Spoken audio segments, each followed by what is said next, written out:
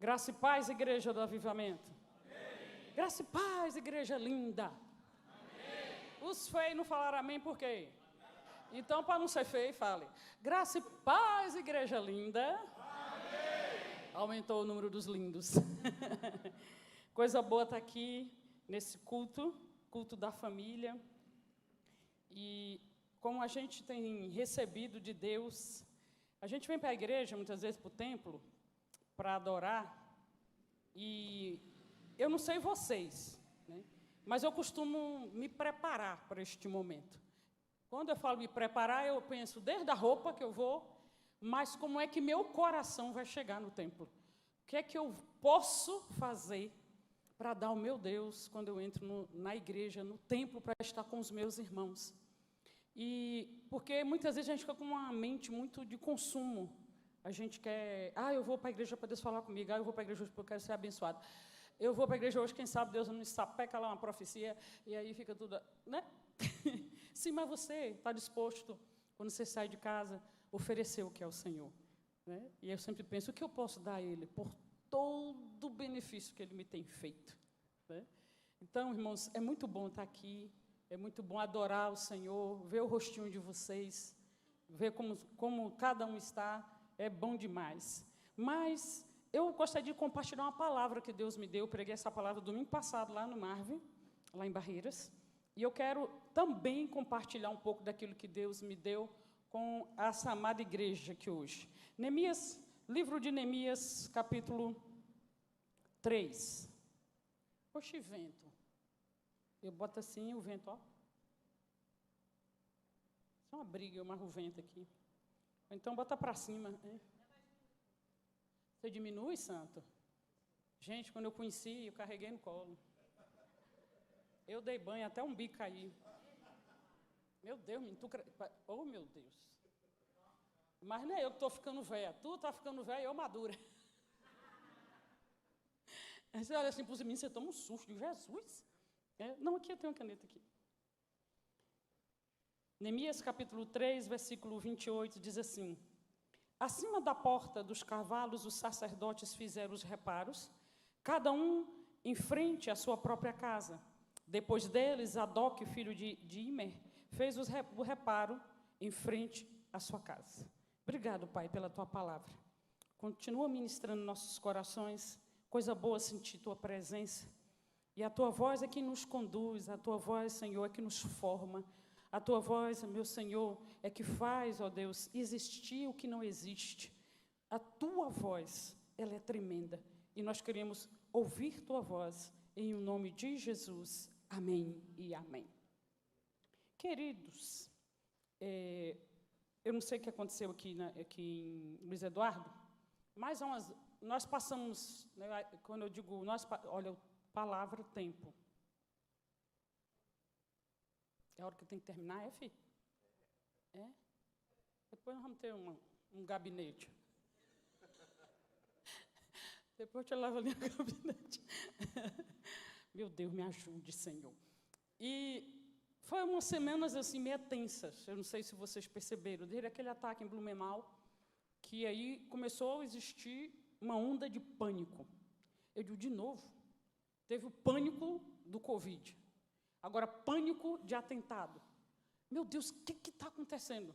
E eu sou meio esquisita.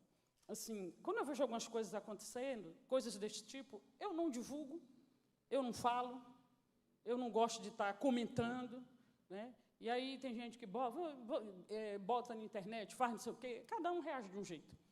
Mas eu gosto sempre de parar e perguntar a Deus o que a gente pode fazer para mudar esse quadro. Porque eu creio numa coisa, irmãos. A chave da mudança que o mundo precisa, que o Brasil precisa, está na mão da igreja. Ou a igreja se levanta para ser igreja de verdade, ou não sei como esse mundo vai ficar. Então, a gente entender que nós temos um papel tremendo. Nós temos um papel que o Senhor nos confiou e nós não podemos negligenciar esse papel. E aí, Vitor estava ministrando na igreja, tá? E ele pediu para abrir a Bíblia em alguma parte, eu não lembro mais qual foi. Eu simplesmente abri a Bíblia. Engraçado que ele pediu para abrir a Bíblia, mas era um texto no Novo Testamento. Eu não sei por que eu abri minha Bíblia. E eu abri a Bíblia em Neemias, e os meus olhos bateram no versículo 28. E eu falei, meu Deus, aqui tem chave. A gente aprendeu um bocado sobre chave, não foi, gente? Lá na Vivenda da Promessa hoje, nós aprendemos muito sobre chave. E aí, quando eu vi essa frase, pastor Leomário, e fizeram os reparos, cada um em frente à sua própria casa. Eu, Jesus! Porque a gente fala tanto do livro de Neemias, é um livro tão completo. Se você quer aprender administração, estude Neemias. Você quer aprender sabedoria, estude Neemias. Você quer aprender liderança, estude Neemias. Então, Neemias é um livro muito, muito, muito completo em muitas coisas. E aí, irmãos, a gente fala assim, a gente sempre fala de Neemias, aquele homem que reconstruiu os muros em 52 dias, e que Deus foi tão tremendo com ele, tá, não sei o quê. Tudo isso é verdade. Só que a gente precisa entender o contexto que as coisas aconteceram. Neemias realmente é um líder extraordinário, um homem de um coração incrível. Ele era copeiro do rei, servia no palácio do rei em Suzã. E como copeiro do rei, ele era um homem de confiança do rei. Era um homem que o rei abria o coração. Era um homem que, quando a refeição do rei chegava, ou o vinho do rei chegava, o copeiro tinha que experimentar para ver se tinha veneno ou não. Porque senão o rei morreria. Então, era uma função difícil, e era uma função que ele próprio estava botando a vida em risco para defender um rei. Então, era um homem muito tremendo. Aí o irmão dele, Hanani, e outros foram visitá-lo, porque o povo de Israel foi levado cativo para a Babilônia, o império babilônico cai, começa um outro império medo-persa, mas o povo continua escravo. O povo continua na escravidão. Aí uns que dizem que Neemias nasceu lá, outros dizem que Neemias foi muito jovem, a gente não sabe. Mas quando o irmão de Neemias chega, junto com seus compatriotas, Neemias pergunta, como estão todos em Jerusalém? Como é que estão as coisas em Jerusalém? E aí eles fazem um relato, no capítulo 1, eles chegam e dizem assim, aqueles que sobreviveram ao cativeiro, estão lá na província, passam por grande sofrimento e humilhação. O muro de Jerusalém foi derrubado e suas portas foram destruídas pelo fogo. Aí eu fico imaginando Neemias ouvindo isso. Ele sabia o que era Jerusalém, a grandeza que era Jerusalém, a grandeza que era a sua nação. E de repente chega alguém e fala assim, olha, nossa nação está em profunda desgraça.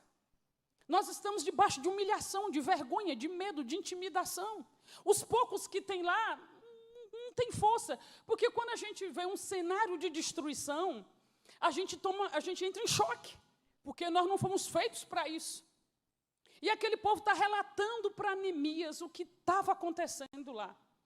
E a Bíblia diz, irmãos, que quando ele ouviu isso, versículo 4, capítulo 1, sentei-me, chorei, passei dias lamentando, jejuando e orando ao Deus do céu. E aí você vê, Neemias toma conhecimento disso, e ele não fica esperando Deus dizer assim, Neemias, meu servo, vá lá fazer alguma coisa. Ele primeiro senta, chora e lamenta. Nós precisamos entender que na nossa humanidade, nós temos momentos que a gente precisa sentar, lamentar e chorar. Que a gente precisa dizer o que está se passando nos nossos corações. A tristeza dele foi tão profunda, que ele passou dias assim, e ele jejuma, e ele ora. E a oração de Neemias, eu não vou ler para a gente ganhar tempo, mas você pode anotar. Se eu fosse você, eu passava essa semana estudando Neemias, do versículo 5 até o versículo 11, é isso mesmo, até o versículo 11, é uma oração muito tremenda. Ele primeiro exalta a Deus, ele fala tudo que Deus é, ele começa a lembrar a Deus algumas coisas, mas Neemias entra em um profundo arrependimento, uma oração intercessória. Ele diz, Senhor, eu pequei, os meus compatriotas pecaram, nossos pais pecaram, nós estamos colhendo o fruto do nosso próprio pecado. Essa foi a oração de Neemias. Mas ele fala assim, Senhor, que eu encontre favor no coração do homem. Que homem que ele estava falando? Do rei. Quando ele faz essa oração, irmãos, é entre o mês de novembro e dezembro. Quando Neemias se apresenta ao rei, ele está entre os meses de março e abril, ou seja, 4 meses depois.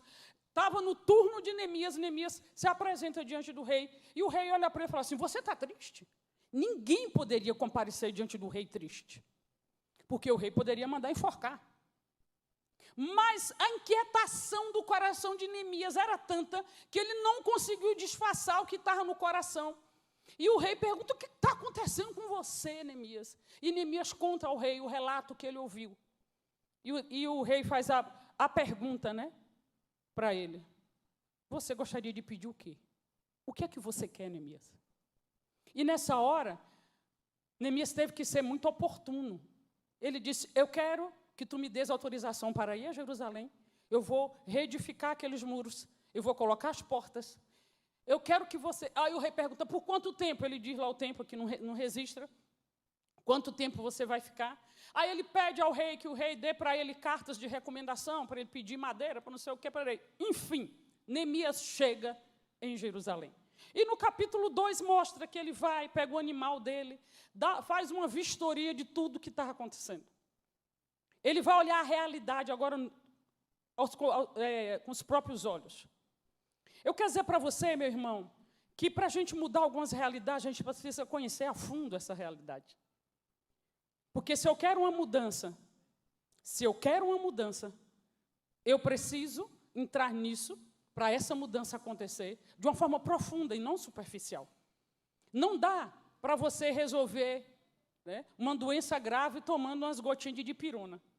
Você precisa de um tratamento específico para isso. E Neemias vai lá, faz a supervisão de tudo, e aí ele chega para o povo no versículo 17 do capítulo 2 e diz, vejam a situação terrível que estamos. Jerusalém está em ruínas. Suas portas foram destruídas pelo fogo. Venha, vamos reconstruir os muros de Jerusalém, para que não fiquemos mais nessa situação humilhante. Também lhes contei como Deus tinha sido bondoso comigo e que o rei tinha dito. E eles responderam, sim, vamos começar a reconstrução e se encheram de coragem para a realização desse bom projeto. O versículo 1 do capítulo 3 diz, e o sumo sacerdote Eliasabe e os seus colegas sacerdotes começaram o seu trabalho e reconstruíram a porta das ovelhas. A primeira porta que foi reconstruída foi a porta do sacrifício. Eu gosto muito de uma frase de Cirilo, que ele diz, sem sacrifício não há fogo, e sem fogo não há glória. Então o povo tinha que começar já fazendo entregas. Então foi a primeira porta que eles reconstruíram. Mas aí, irmãos, nós precisamos entender como é esse negócio aí dessa reconstrução. Que a gente olha, né, e a gente pensa que é tudo muito fácil, e tá, mas se você for olhar, se você for pesquisar, você vai ver que aquele muro, né, boa parte dele ainda existe, né, tinha 4.000 metros de comprimento. Tinha 12 metros de altura. Aqui tem quantos metros de altura, mais ou menos? Para a gente ter uma noção. Né? Ele tinha 8 metros de espessura, de largura. Meu Deus do céu. Tinha 34 torres e 12 portas. E aí, gente, era pouca gente. Porque a turma que veio com Esdras, as famílias que vieram poucos, não era muita gente. E Neemias chega diante dos sacerdotes e do povo, a gente não pode continuar nessa situação. Eu quero dizer, pastor, por que você está falando tudo isso e o culto é da família? Você chega lá, gente, calma aí. Né? Já eu chego lá. Eu quero que você entenda o seguinte, algo precisa ser feito. Quem vai fazer? Diga, eu. Seu Júlio. Nós vamos fazer. Não tem como a gente ficar olhando, né, e apontando. Lá em Barreiras teve uma audiência pública para falar sobre a violência nas escolas. Eu ia, mas eu me conheço. Eu falei, vou não. Marido que é calmo, sereno e tranquilo. Aí ele foi. É porque tem uns discursos que eu vou ouvindo nesses lugares que eu vou ficando negociada, sabe, pastor? Eu falei, então eu desnegociar e ficar aqui em casa mesmo. Aí Vitor foi, e quando ele chegou, eu falei, e aí, amor, como foi? E ele, A pessoa é fleuma, irmãos, ele é fleumático, né? Então, se fosse eu chegava, não, a audiência, fulano falou, ciclano falou, né? Temperamento é uma bênção. Ele, foi bom. Quando eu olhei para o bom, eu digo, meu Deus. Aí ele foi me contar mais ou menos como aconteceu. Resumo da ópera. Meio mundo de gente falou, representante de faculdade, de sindicato, de não sei de onde, de não sei de onde, de não sei de onde. Todo mundo falou, dando diagnósticos. Ninguém trouxe uma solução. Ninguém trouxe uma proposta para mudar nada. Aí eu falei, é por isso que eu não dou conta. Né? Quando eu trabalhava na educação, vamos ter uma mesa redonda. Eu disse, Senhor, será que no dia que tiver uma mesa quadrada o negócio resolve? Porque era só um negócio de discutir não sei o quê, não sei o quê, não sei o quê, não tinha solução. E a Bíblia fala nesse capítulo 3, que os sacerdotes começaram. E se você vai continuar lendo, o versículo 10 diz assim, ao seu lado, Gedaías, filho de Harumaf, fez os reparos em frente à sua casa. Né? E aí o versículo 12, o final diz, e fez os reparos no trecho seguinte, ajudado pelas filhas, tinha um homem que não tinha filho homem. Ele era sacerdote, as filhas foram com ele e restauraram o muro em frente às suas casas. Irmãos, o que esses versículos todos têm em comum? O versículo 22, o versículo 28, o versículo 29. O que eles têm em comum? A obra, irmãos, começou como? Cada um reparando em frente à sua casa. Eram 4.000 metros. Era muito trabalho. Então, quando eu li isso aqui, eu falei, Deus, a mudança para que a gente experimente e veja um país diferente, uma escola diferente, uma igreja diferente, tem que começar reparando as nossas casas. A gente aponta tanta coisa. A gente fica esperando do governo. A gente cria os nossos ídolos. Poxa, mudou a voz que foi. Foi tu? Para de mexer nesses botões, menino. Ficou melhor. Eu não estou mais com voz de taquara rachada. Agora a voz está impostada, assim, a voz. E aí, irmãos, o que eu quero falar para vocês? Nós precisamos nos levantar para reparar, reconstruir os muros de proteção na nossa família. Porque, gente, quando nós queremos uma mudança, se ela não começar em nós, não vai adiantar. Muitas vezes os homens estão orando para as esposas mudarem. Pastor, eu já fiz 50 dias de jejum. Eu já subi no monte, já desci do monte, mas a mulher continua a mesma. Ué, muda tu. Pegou a chave? Né? Mas tem também algumas mulheres, meu Deus, minha pastora, muda você. Irmãos, e aí aquele povo começou a reparar os muros em frente à sua casa. Em frente à sua casa. O que são esses muros? Muros e as portas, naquele contexto, irmãos, significava proteção. Uma cidade, naquela época, que não tinha muros nem suas portas fortificadas, ela estava sujeita a qualquer inimigo entrar, a qualquer reino que quisesse tomar conta, invadir, entrar. Então, por isso que tinha um muro de 8 metros de espessura. Era uma obra muito gigantesca. Então, muro, portas, fala de acesso, irmãos. E aí eu quero perguntar, queridos e amados irmãos, o que é que tem entrado dentro da sua casa? Dá para acender essa luz daí? Dá? Obrigado, thank you. Que eu agora estou poliglota, eu falo 2 línguas. A risada dessa criatura. Eu não posso... A minha é 1000 vezes pior. É melhor parar por aqui. O que está entrando dentro da nossa casa? A gente vê... Né, eu não tenho mais criança em casa, então, raramente, lá em casa aparece desenho animado, né? Quando chega os filhos dos discípulos, para virar nos 70, a gente bota lá para assistir um desenhozinho, para ver se os meninos ficam quietos. Mas a gente, esses dias, uma psicóloga amiga me falou assim, você já viu esse desenho? Aí eu fui assistir o desenho. Gente, o desenho é lindo. A fotografia, a animação, pensa um negócio de excelência. Mas o tempo todo, o personagem do desenho dizia, eu ainda não sei o que eu sou. Eu não sei quem eu sou. Aí algum dizia, você não é menina? Você não é menino? Não, eu não sei quem sou. Como eu vou descobrir? Acho que eu tenho que virar uma borboleta. Eu digo, o sangue de Jesus tem poder. Aí você vai ver a classificação.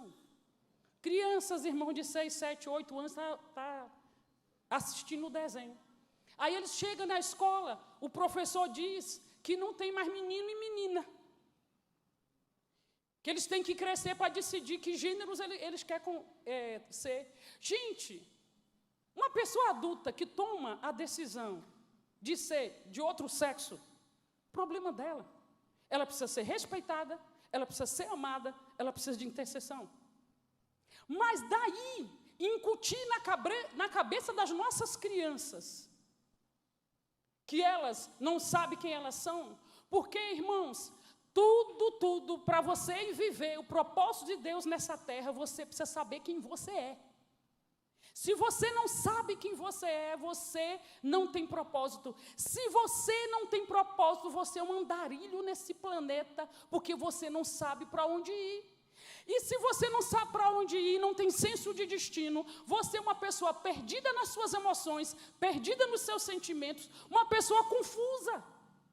Por que existe tanta depressão, tanta síndrome do pânico, tanta crise de identidade? Porque, meus irmãos, nós estamos deixando o inimigo entrar pelas nossas portas, as portas da nossa casa. Chegou a hora de nós, sacerdotes, pais e mães, nos levantarmos e tomarmos uma posição. Na minha casa não vai entrar, eu vou reparar o muro aqui.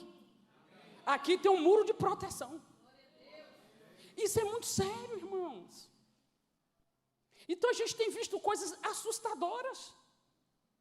E aí você acha que você não tem condição.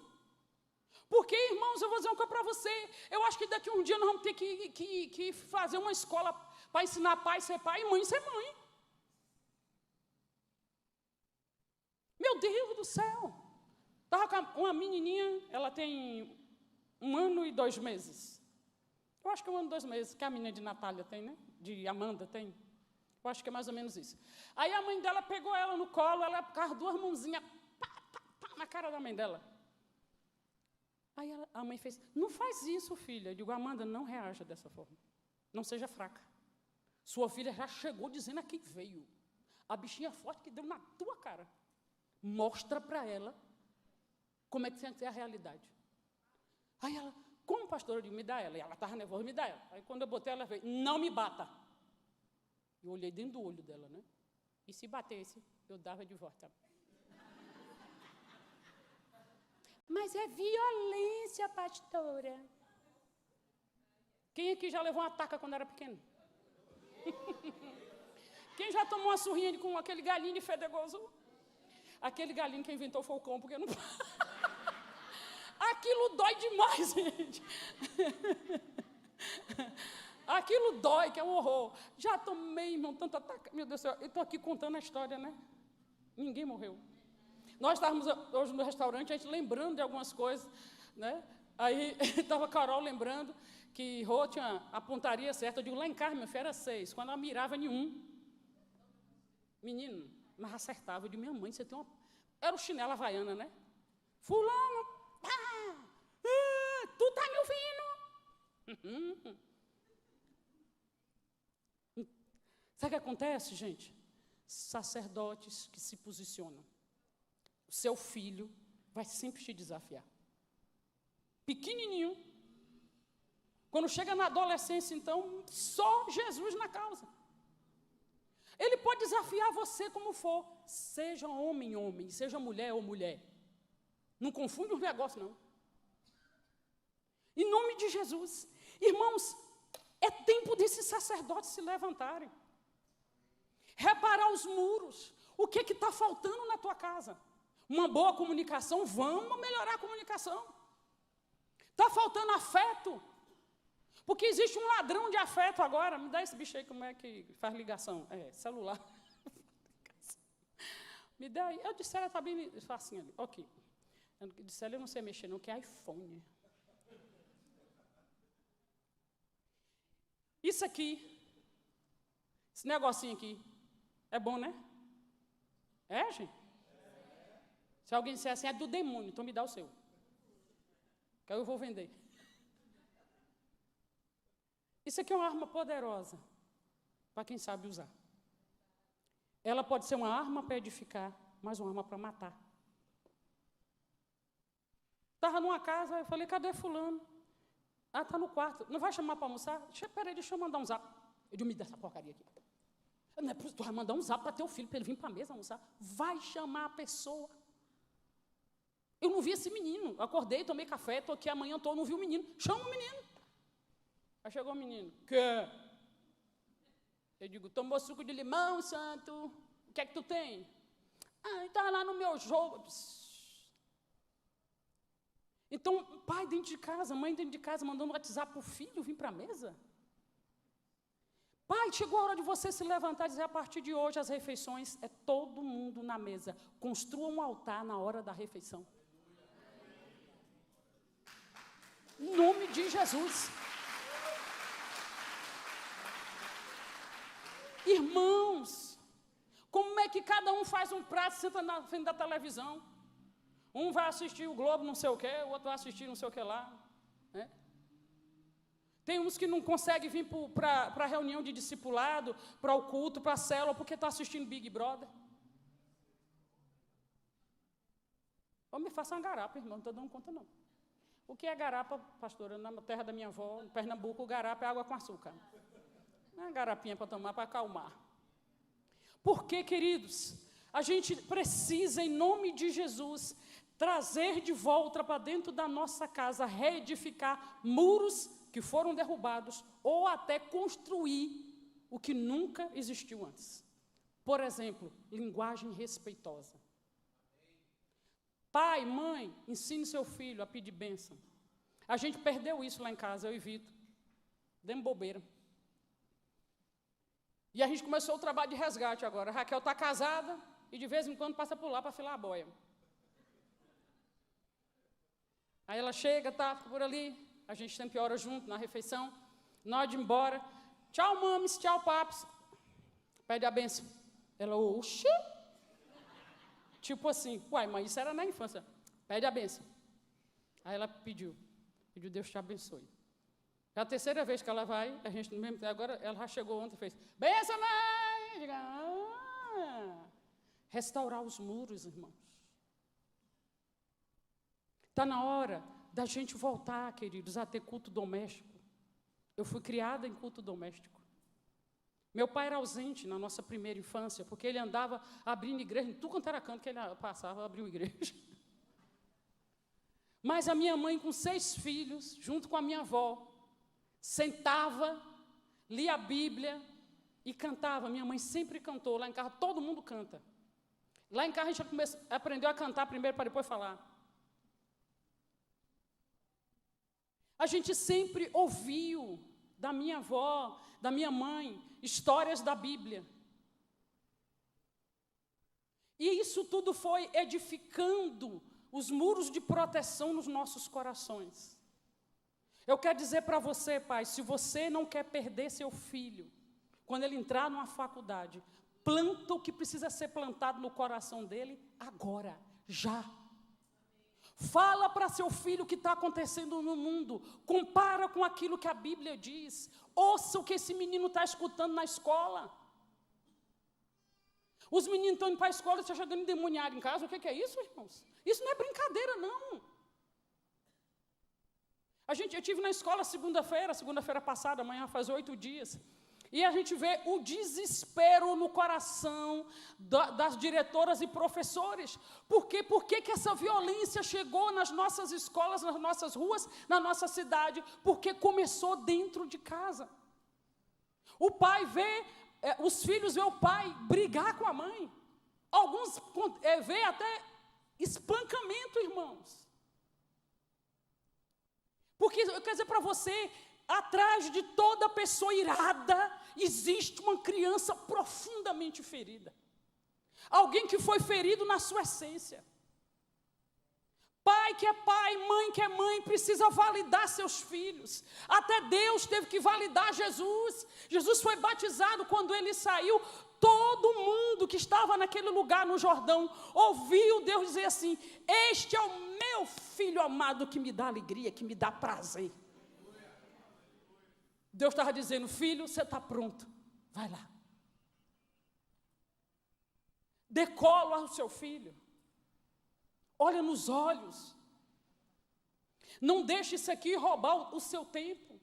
Você chega em casa para almoçar, você tem 2 horas de almoço, esquece que tu tem celular.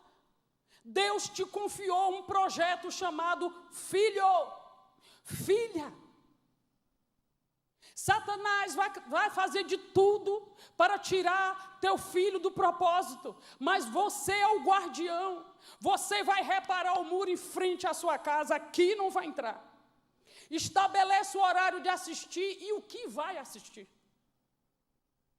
É você que manda lá. Ou lá tem um reizinho de 7 anos, 8 anos mandando na casa.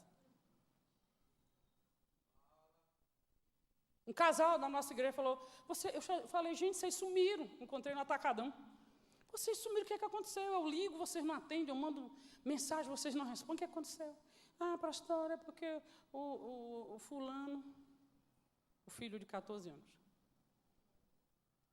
ele quer que a gente vá para tal igreja, então a gente está acompanhando. Eu digo, é aquele pirralho que manda lá? É? Não aguentei, irmãos. Porque o menino, desde quando chegou em Barreiras, tem dado muito trabalho aos pais. Revoltado com coisa que só a graça de Deus. Eu falei, meu Deus do céu, como é que pode isso? Irmãos, os nossos filhos, a gente vê as crianças pedindo socorro. A gente chegou na escola, oh, Deus me dá graça, eu preciso de tua graça.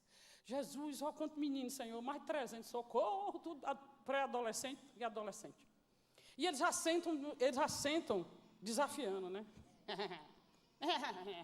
Bem assim.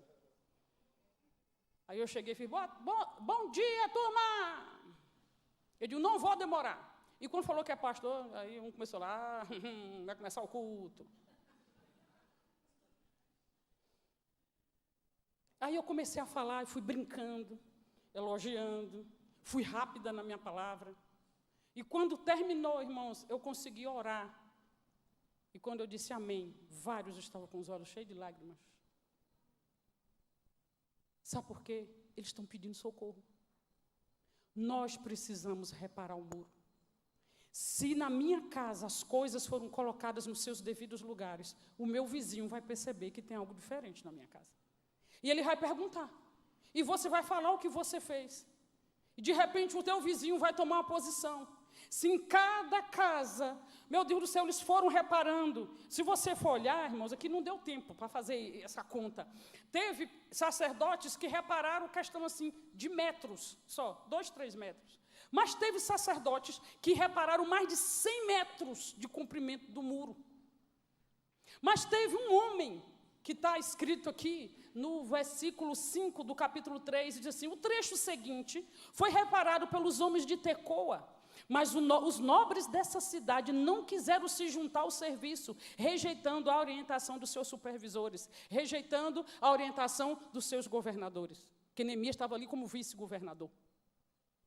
Ah, que nada. O que aconteceu? Quando a gente vai olhar a porta de Gessã, foi consertada por Joaida, e aí vai, né, Mesulão e outros, o que aconteceu? Eles assumiram, foram lá e consertaram, até chegar em frente à casa deles. O que é isso? Um trabalho de equipe. Pode começar a restauração das coisas aqui, dentro dessa igreja, dentro da sua casa. Eu vim aqui hoje para dizer, em nome de Jesus, sacerdotes, se posicionem. Em nome de Jesus, mas é preciso que você construa os seus muros aqui dentro. Quais são os seus medos? Por que você muitas vezes se acovarda diante de algumas situações? Você está preso, então você precisa de uma cura, você precisa de um milagre de Deus no seu coração, então se exponha, porque toda pessoa que se expõe é curada, irmãos.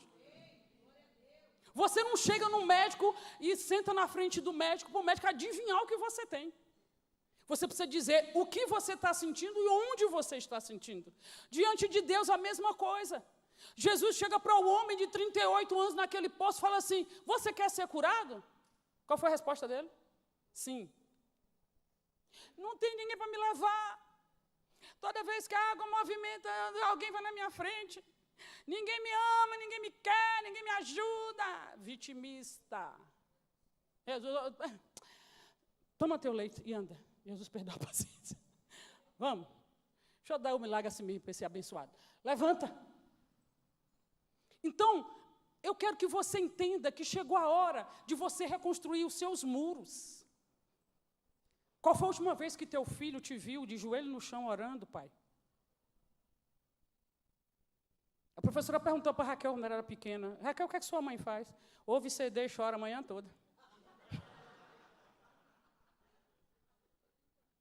Aí a professora me conhecia, veio me contar, morrendo de rir. Aí a Raquel disse que tu passa a manhã toda, né, ouvindo CD chorando. Aí um dia eu fiquei observando ela ficou em casa, aí ela foi, mãe, fazer meu devocional, quer fazer sozinha hoje? Eu falei, ok. Aí eu falei, vou lá dar uma olhada, né? Empurrei assim, um pontinho da porta do quarto. Aí está lá a Raquel, ouvindo o CD. Não, menino, forçando para chorar. Eu acho que ela falou assim, minha mãe chora, né? Então tem que chorar também. Ela, oh Deus, oh Deus. Gente, eu fechei a porta, eu fui morrendo de rir. Eu falei, meu Deus do céu, olha para isso. Mas por que ela estava tentando fazer isso? Ela viu a mãe fazendo. Por que Raquel hoje lê um livro atrás do outro? E ela abre a boca para pregar, ela tem o dom do ensino como Vitor. Ela ensina cheia de propriedade. Eita Jesus, a glória da segunda casa é maior que a primeira. Tem jeito não. Que coisa tremenda. Mas ela viu a gente fazendo. Quando ela teve, irmãos, uma crise em 2014 e 2015, Raquel viveu 2 anos muito difíceis. Eu não falo dos detalhes, porque até hoje ela falou assim, mãe, vai chegar a hora de eu falar, então eu vou respeitar o dia que ela vai falar desse assunto. Mas nós nos posicionamos. Eu estava em casa e Deus falou assim, vá cuidar de Raquel. Raquel, eu liguei, filha, você está? Estou bem, mãe, estou ótima, estou bem. Falei, Kel, Deus me disse para eu cuidar de você. O que está acontecendo? Irmãos, abri mão de congresso, tinha 2 congressos a ministrar, liguei, desmarquei. Fui para Brasília, Vitor ia de 15 em 15 dias ficar com a gente, cuidando de Raquel. Várias vezes Raquel acordou tão mal. Não gosto de lembrar daquele tempo, foi um tempo tão mal, irmãos, que eu tinha que botar dentro do banheiro para ela tomar banho. E ela dizia assim, mãe, eu estou com medo. Me leva para a faculdade. Eu ia para a faculdade com Raquel, eu ficava a manhã todinha sentada naquele banco duro do seu esperando a aula terminar. Várias vezes. Até o dia que eu falei, Deus, com quem eu estou lutando? Quem é esse inimigo? Quando Deus revelou. Os demônios que atormentaram a minha infância e a minha adolescência estavam no encalço de Raquel, querendo agora destruir essa geração, a geração da minha filha. Nós nos levantamos em jejum e oração, eu e Vitor, meu Jesus, irmãos. Aí Deus me deu a palavra e falou, ministre essa palavra na igreja. Eu falei, mas meu Deus, isso é uma palavra para a nossa família. Ministre na igreja. Até hoje eu lembro o dia que eu ministrei essa palavra na igreja. E quando eu comecei a ministrar, eu vi, irmãos, eu tive uma visão, o mundo espiritual abriu e eu vi a quantidade de demônios que estavam posicionados para destruir uma geração. E eu, meu Deus do céu, só que eu comecei a pregar e eu sentia que eu não estava no chão. Eu me sentia enorme. Aquele dia foi um dia tão tremendo. E quando eu falei assim, agora os adoradores nós vamos começar a adorar. E nós começamos a adorar. Durante o momento que eu estava ministrando 2 vezes, eu olhei para Raquel e Deus falou, não olhe para ela. Que quando eu olhava para ela, que eu via todas as características do que estava acontecendo emocionalmente com ela, aquilo me causava, Deus, não olhe para ela. 2 vezes Vitor saiu com ela, foi lá fora, ministrou ela, orou por ela, conversou com ela e voltou, e eu pregando. Foi uma guerra, irmãos. Quando eu terminei, que os meninos cantaram, Jesus, oh, meu Deus, o que foi aquilo? Muita glória de Deus veio. Na hora que eu desci, que eu abracei Raquel, ela estava gelada. Ela disse assim, mãe, eu acho que eu vou morrer. Eu falei, você não vai morrer. Filha, ora em línguas, você é batizada com o Espírito Santo. Mãe, eu não sei, você sabe. Bora, Raquel, levanta. Quando eu olhei, tinha 2 mulheres do lado de Raquel. Eu falei, o que foi, gente? As 2 falaram assim, nós estamos 21 dias, pão e água, pela vida de Raquel. E eu, meu Deus. Levamos Raquel para o berçário. As meninas deitaram Raquel no chão. Começaram a ministrar Raquel. E eu só ficava para lá e para cá, orando em línguas. Eu falei, tem coisa que tem que ser outro que tem que fazer. Eu quero dizer para você, sacerdote, se levante. Se você precisar de ajuda, Deus vai mandar. Se você precisar de intercessores, Deus vai levantar. Se você precisar de sabedoria, Deus vai te dar. Se você precisar, meu irmão, profetizar, abre a boca e profetiza. Porque Neemias conseguiu terminar o muro em 52 dias, porque os sacerdotes repararam em frente às suas casas. Cada um fez sua parte. Ninguém se omitiu. Não dá mais, irmãos. Você pode começar, amanhã, pastor Léo, começa uma campanha de jejum e oração pelas famílias. Vocês podem começar uma semana depois, para o encerramento, a gente está aqui. Sabe para quê, irmãos? Orar pelas famílias. Orar, pai e mãe sentar, um orar pelo outro, casal, orar junto. Ei, pais, o exemplo de conjugalidade que seu filho tem é o seu. Quando ele casar, ele vai repetir o que ele aprendeu em casa. Se ele está vendo você desrespeitar a sua esposa, ele vai desrespeitar a esposa dele. Porque as dores que a gente sofreu na nossa infância, se a gente não for tratado, nós vamos repetir as dores. Eu passei um bom tempo na minha vida criticando algumas posturas da minha mãe. E eu, casadinha, bonitinha, mãe de Kelzinha, meu marido penou. Porque eu dizia, irmãos, as mesmas coisas e até as mesmas frases.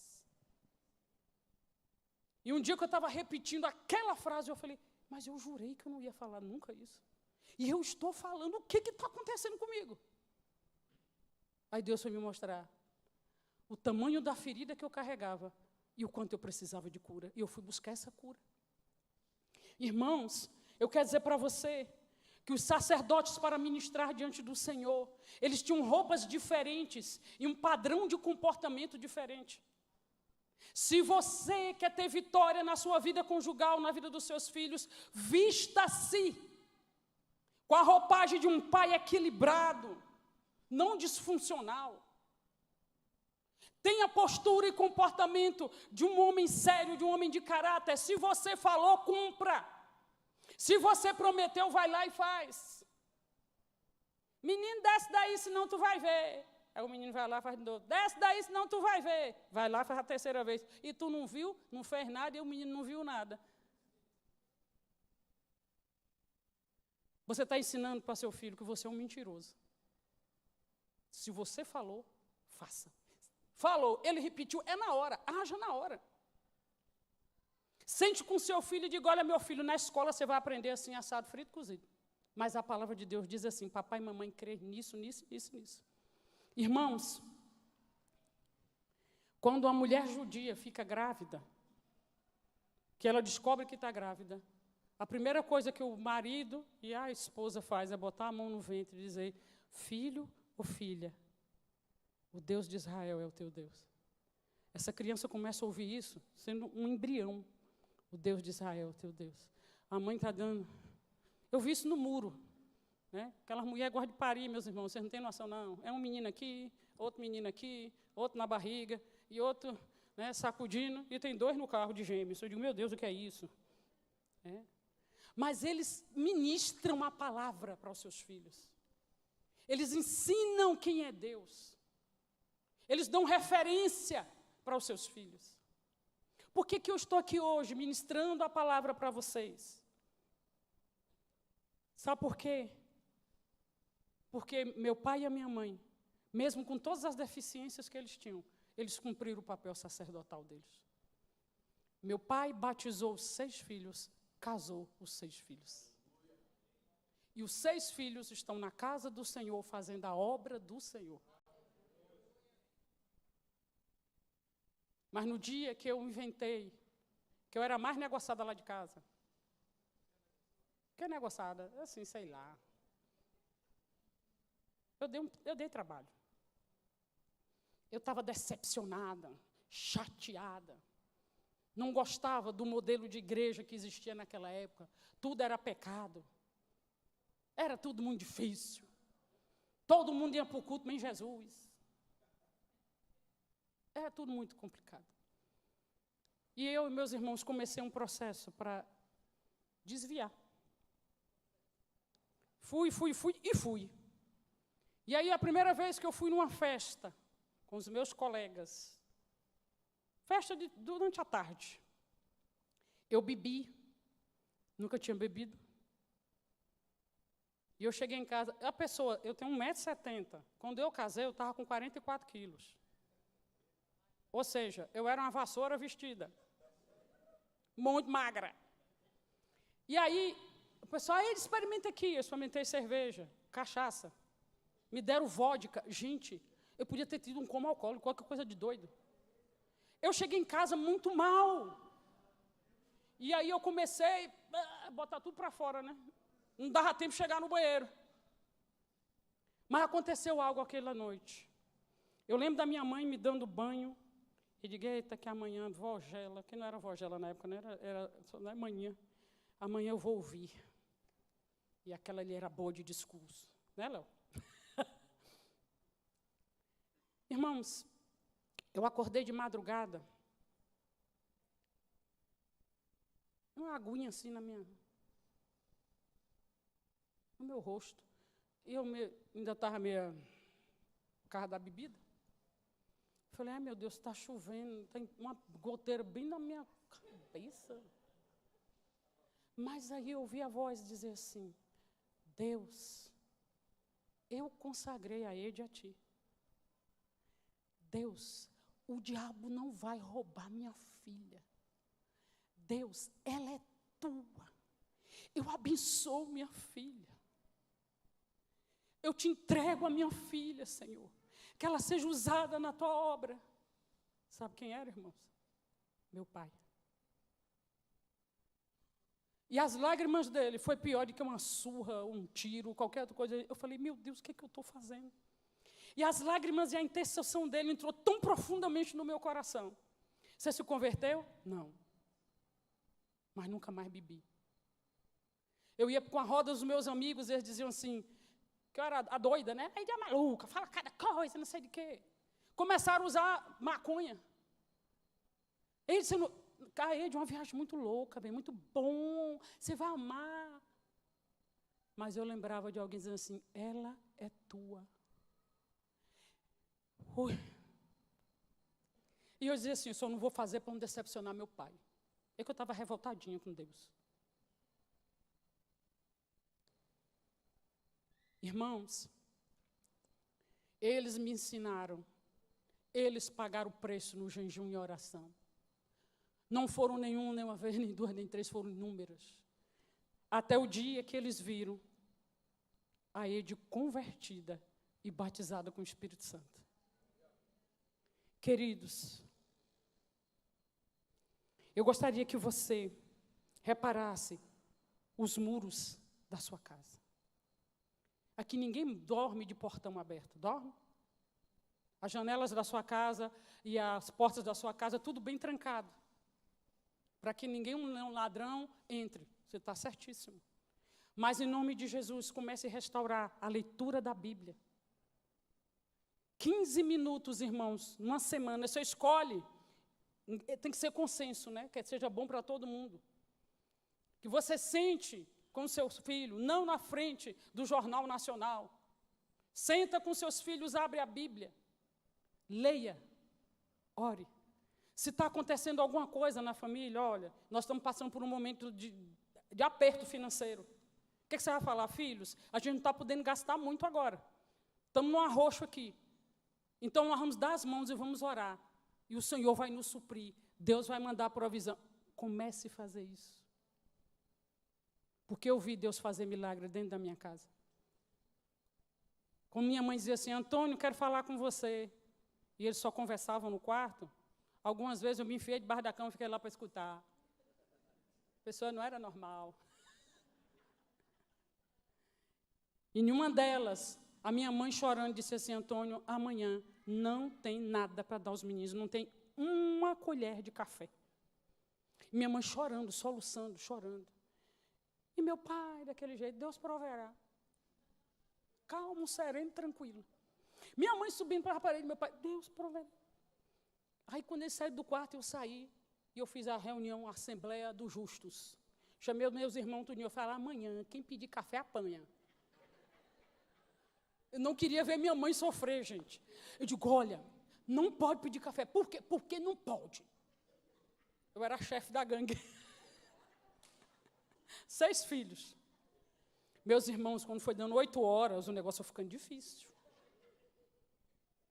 Olhar para a cara dos meninos e falar. De repente, São Antônio, dona Angelina. Aí minha mãe foi atender. Aqui, ó. Foi seu Reginaldo que mandou, Reginaldo. Se fosse o Reginaldo que mandou. Quem era Reginaldo? Tem um ali. Reginaldo era o prefeito da cidade, que tinha o supermercado da cidade. Gente, era uma feira gigantesca, 3 caixas com muito tudo. E pela primeira vez na minha vida, tinha biscoito recheado. E aí minha mãe fez assim, meu Deus do céu, Alexandre é doido, saiu, olha o tamanho da compra que ele fez, nós vamos pagar como? Enquanto ela estava lá perguntando como é que ia pagar, a gente já traçou no biscoito recheado e para dentro. O negócio estava feio, meus irmãos.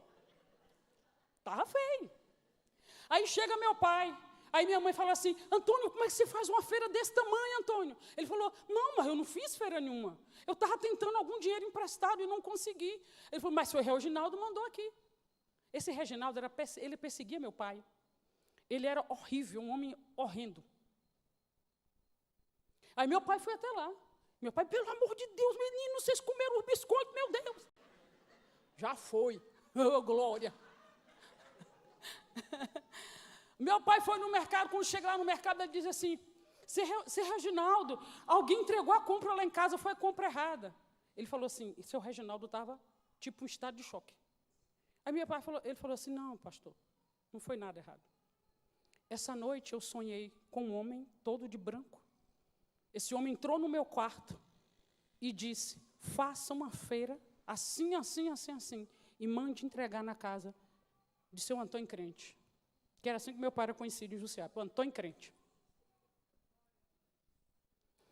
E aí meu pai falou assim, seu Reginaldo, meus filhos não tinham o que comer hoje. Esse homem de branco que entrou no seu sonho é Jesus. O homem começou a chorar, irmãos. Deus usou um ímpio para nos abençoar. E por que a gente celebrou tanto? E eu ficava assim, gente, quer dizer que Deus manda até feira? O que é isso, gente? Experiência. A gente viu a oração dos nossos pais sendo respondida diante de nós. Pai, faça isso com seus filhos. Envolva os seus filhos. Bota esses meninos para ajudar nas tarefas de casa. Porque todo ser humano precisa de pertencimento. E um senso de pertencimento, ele só é desenvolvido com palavras de afirmação, validação, mas envolvimento no cotidiano da casa. Bota os meninos para descascar cebola. Eles vão tudo ficar crebantadinho. Põe para arrumar a própria casa, o próprio quarto, a própria gaveta. Em nome de Jesus, comece a envolver os seus filhos. Filho, vai ter café da manhã na igreja de comunhão. Pai, é domingo de manhã cedo. Nós vamos. Eu vou esperar meu filho crescer, e quando ele crescer, ele vai decidir o que ele vai seguir. Você está entregando seu filho na mão do inimigo. A gente ouviu de um irmão lá de Barreiras, no supermercado, com os olhos marejados, ele disse, eu perdi a minha filha. para o movimento de esquerda. Eu olho para ela e não consigo enxergar. Mas a educação que ele deu foi uma educação permissiva. Quase que eu falava, falei, o bichinho já está sofrendo, não vou mais, né? Quebrar a cana que já está moída. Deixa quieto. Mas foi uma educação permissiva. E hoje, eu estou aqui nessa noite, no culto da família, para dizer para vocês, em nome de Jesus, feche as brechas dos muros. Restaure as portas. Restaure a porta da comunicação, a porta do afeto, a porta da oração, a porta da leitura da palavra, do carinho. Mas, pastor, eu não recebi isso, não. E daí tu não recebeu? Bota o joelho no chão, chora para Jesus. Jesus, eu sou carente, não recebi carinho de papai e mamãe. Mas cura aqui, Senhor, porque eu quero dar para meu filho. A gente, irmãos, assim, eu vou dar para meu filho tudo que eu não tive. Aí você dá tudo que é de bem material, né? Melhor escola, melhor tênis, melhor iPhone, melhor aquele trem PlayStation, não sei nem falar o nome do trem, né? Esses bichelos aí, o melhor jogo, melhor não sei o quê. Mas você não dá o melhor do seu tempo, o melhor do seu colo, o melhor do seu abraço. Seu filho sofreu um bullying na escola, ou alguém bateu, ele chega triste, chateando. Abraça esse menino, dá amor a esse menino e fala, papai vai lá resolver. E quando papai entra, papai resolve. Resolve, papai. Faz mesmo. Então, queridos, chegou o tempo. O Brasil precisa de uma transformação profunda. Nós não temos só 4.000 metros. Nós temos um país que é tamanho de um continente, que está pedindo socorro. Os diretores da escola estão ligando, pedindo, vem ajudar. No dia que disse que ia ter o tal do ataque, a gente convocou o povo da igreja, você vai adotar uma escola no seu bairro, vá para a porta da escola orar. E a turma foi. Eu fui. Perto da minha casa tem um Padre Vieira. Aí eu comecei rodando todo o Padre Vieira, orando, profetizando. Quando eu cheguei na porta, aí estava a grade, né, fechada, tinha uma turma de criança. E eu falei, bom dia, o menino. Eu digo, oi, gente. Eu falei, eu não tenho cara de terrorista. Eu falei, eu vim fazer uma coisa. Aí ele falou assim, o quê, tia? Eu vim orar. O outro lá gritou, reza aí. Estudante, uma raça que... Aí eu, valeu, velho. Aí comecei a orar. Fui orando, eles foram chegando. A diretora ia saindo, parou o carro, ouviu a oração, abençoei aquele lugar. E ela disse, pastora, por favor, volte mais vezes. Nós precisamos disso. Mas o que Deus vai fazer nessa nação precisa começar dentro da nossa casa. Repare os muros, feche as brechas, restaure as portas. Vamos ficar de pé?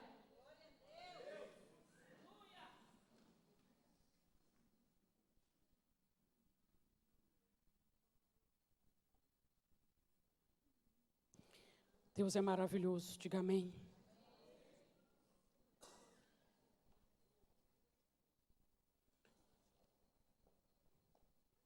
Fecha a brecha aí, embora. Eu quero encerrar lendo só esse versículo. Neemias 6, capítulo 6, versículo 15 diz: o muro ficou pronto no 25º dia de Elul, aproximadamente agosto e setembro. Ele chegou entre o mês de março e abril. Ficou pronto entre agosto e setembro. Em 52 dias, quando todos os nossos inimigos souberam disso, todas as nações vizinhas ficaram aterrorizadas e com orgulho ferido, pois perceberam que essa obra havia sido executada com a ajuda do nosso Deus. Não importa o tamanho da restauração que precisa acontecer nos muros da sua casa, Deus vai estar com você. Deus vai ajudar você. Se posicione. Tenha uma linguagem de honra. não sente na mesa para falar mal de ninguém na hora da refeição. Principalmente dos pastores, tem misericórdia de nós. Não vá criticar. Para de apontar o erro de um e do outro. Você está se comportando como o povo de Joiada. Não vamos meter nisso não. Que restaurar muro, coisa nenhuma. Mas se você continuar lendo o capítulo 3, lá no final, Joiada também, quando vê o que Deus está fazendo, vai lá e se compromete e começa o processo de restauração. Chegou o tempo, irmãos. Se você está em família, dê a mão a alguém da sua família, comece a orar pela sua família agora. Se comprometa com Deus e Senhor, o que é que precisa ser restaurado na minha casa? Talvez você nem saiba porque você está tão ocupado. Você quer trabalhar, levar os meninos para a Disney. Ótimo, se você conseguir, ótimo. Mas antes disso, transforme a vida dele com o poder de Deus. Impõe as mãos sobre o seu filho. Unja a sua casa. Restaure. Pai, em nome de Jesus, Senhor. Estamos diante da tua igreja. Diante de famílias nobres, de famílias lindas. E nesse momento nós colocamos as famílias que estão aqui representadas diante de ti. Senhor, o avivamento que vai varrer essa nação vai começar dentro das casas, dentro das famílias. Famílias inteiras buscando ao Senhor. Famílias inteiras vivendo debaixo de milagres. Famílias inteiras, meu Senhor, ó Deus, regozijando na tua presença, na presença do Espírito Santo. Nós vamos ver os nossos filhos, nossos netos nas escolas, ó Deus, cheios do Espírito Santo, na autoridade do Espírito Santo. Nós veremos os jovens da nossa nação, Senhor, nas avenidas, nas ruas, ó Deus, profetizando, te adorando. Ó Senhor, nos dê a graça, a sabedoria, a ousadia e a coragem para começar a restaurar os muros em frente da nossa casa. Ó Deus, em nome de Jesus, tu podes fazer isso, Senhor. Só com tua ajuda nós vamos terminar a contento essa obra de restauração. Tu és maravilhoso, Senhor. Nós contamos contigo, Espírito Santo. Aleluia. Louvado é o teu nome, Jesus.